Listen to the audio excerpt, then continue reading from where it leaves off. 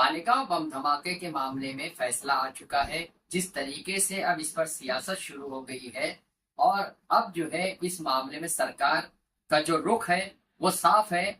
ना वो high court जाएगी और ना ही सुप्रीम कोर्ट में इस सिलसिले में कोई अपील की जाएगी। जिस तरीके से वजीर आला देवेंद्र फडणवीस ने एक ट्वीट किया इस फैसले के बाद, जिसमें उन्होंने लिखा है कि आतंकवाद भगवा ना कभी था ना कभी रहेगा। ऐसे में ये साफ होता है कि जो 7 मुलजिमीन को बाइज्जत बरी किया गया है उसके खिलाफ अदालत में ना चैलेंज किया जाएगा और ना ही इस मामले को आगे बढ़ाया जाएगा।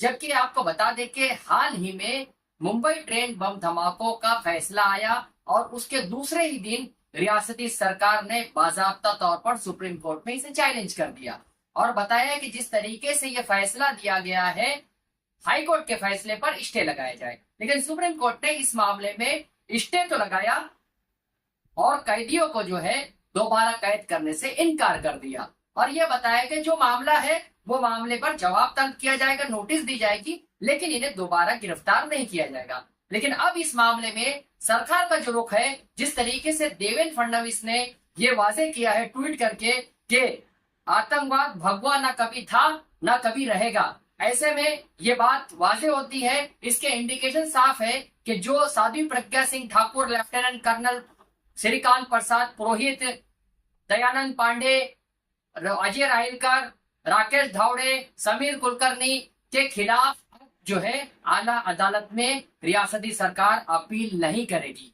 बता दें आपको कि साध्वी प्रज्ञा सिंह ठाकुर समेत दीगर मुलजिमीन के खिलाफ एनआईए ने बाकायदा तौर पर फांसी की सजा तजवीज करने का मुतालबा किया था, लेकिन इस मामले में सबूतों की अदम दस्तयाबी के बाद अदालत ने इन्हें बरी कर दिया। एक तरफ वजीर आला जो है कमान संभालते हैं तो दूसरी तरफ नीतीश राणे जो मुस्लिम दुश्मनी के लिए मशहूर है, तो नीतीश राणे ने यह कहा है कि भगवा दहशतगर्द कभी नहीं हो सकता क्योंकि हिंदू कभी दहशतगर्द नहीं हो सकते, लेकिन जो है इस्लामिक आतंकवाद और हरा दहशतगर्द, हरा जिहाद का जो जहर अफशानी है वो नीतीश राणे ने की है।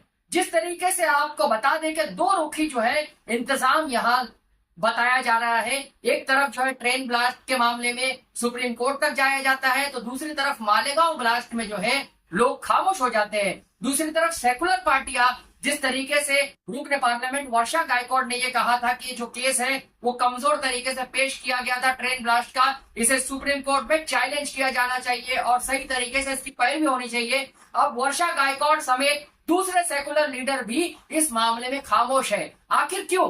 क्या इस मामले में जो है मुलजिमीन का धर्म देखकर जो है आला अदालतों में चैलेंज किया जाता है? क्या धर्म देखकर जो है इस मामले में सियासत की जाती है?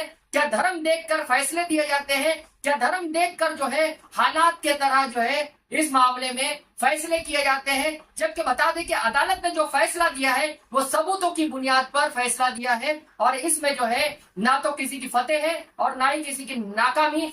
बताया यह जाता है कि सबूतों की शिकस्त के सबब जो है मुलजिमीन की रिहाई हुई है और ऐसे में जिस तरीके से इस मामले पर सियासत की जा रही है उसमें जो है इसको मजहबी रंग देने की कोशिश की जा रही है।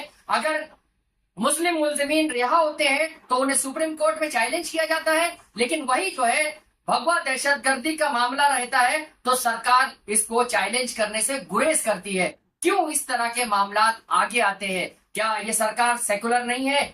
जिस तरीके से नीतीश राणे मुसलसल ये कह रहे हैं हिंदू राष्ट्र, हिंदुत्ववादी सरकार, हिंदुओं की सरकार, क्या नीतीश राणे ने मनुस्मृति की कसम खाई है या सेकुलर संविधान की कसम खाई है? क्या उन्होंने संविधान का हल्फ नहीं लिया है? ये तमाम सवाल पैदा होते हैं। इन सब का जवाब जो है अवाम को लेने की जरूरत है और इस बात में जो है किस तरीके से भेदभाव पैदा करने की कोशिश की जा रही है बम धमाकों के फैसले के बाद, इस पर भी लोगों को मोहतात रहने की जरूरत है क्योंकि इस पर सियासत अब आम हो गई है।